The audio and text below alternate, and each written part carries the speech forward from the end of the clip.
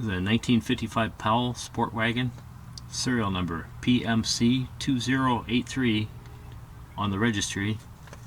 Previously belonged to Doug Nickerson. You can still see him on the registry.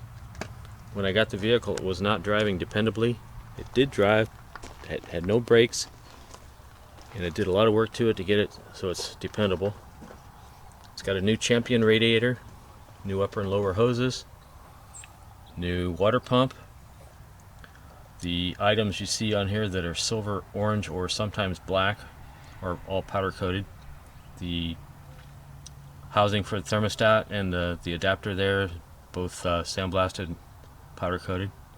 Everything under here that's orange has been powder coated. Anything that would fit in my toaster oven, where I could toaster oven, heat cure the powder coating, got done, powder coat. It's got a 65 amp alternator on it, one wire alternator with a fuse, 30 amp fuse I put on. It's got all new brake lines, brake line kit I bought on eBay. The horn has been sandblasted, powder coated. Well, it was dismantled, so the electrical parts did not get baked. It's got new points condenser. Rebuilt the starter. It originally had the foot operated starter on it, which failed. I put a remote brake fluid container, because filling the container underneath the floorboard is a real pain on a Powell. The floorboard does not come out. I rewired it all myself using the original wiring harness. It's got electric wipers. I put electric wiper motor from a Honda 600 two-cylinder car. It's mounted underneath the dashboard. I just put the windows in it. A couple days ago I put these handles on. They're garage door handles actually, but they're key-to-like. Works really well. You can see the hardly any rust here in the doors. Just got a little bit. I'll point it out a little bit later. It's got the original steering wheel. It was coated in paint when I got it. Got all the paint off.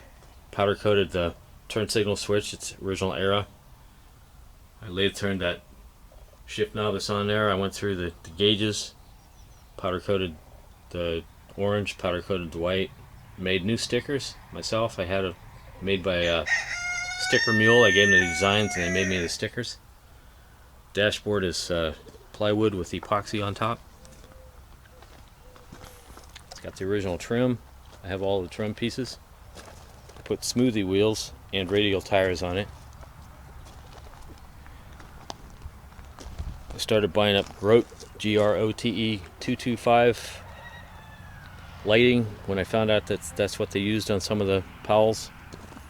So I bought enough up to get the set on here. It's got backup light. It's not hooked up yet.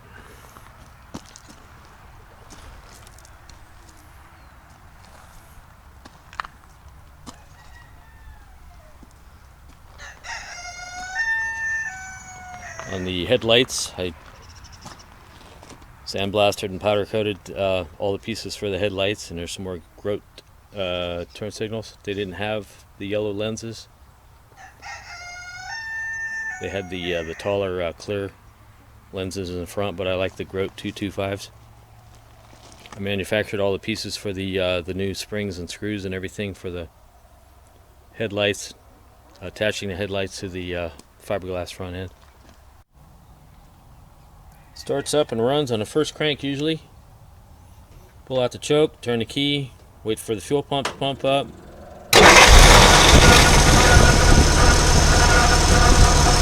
Starts right up. Runs really good. Seems really strong. It's got a lot of power.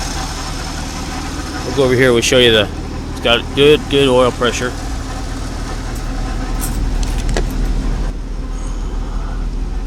The oil pressure. Here's the horn. Love that. I like the way the speedometer jumps up when you honk the horn. So the stock fuel gauge, it's not hooked up currently. because I put a Ford fuel sender on it.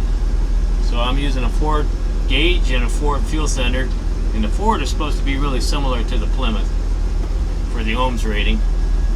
And that's the choke, and this is the wiper switch. You can see the wipers going there. It's fast, that's slow, and they don't self-park, so you gotta manually stop it. There, that's been powder coated and sandblasted and powder coated. It was really, really rusty when I got it. I'm surprised it came out that nice.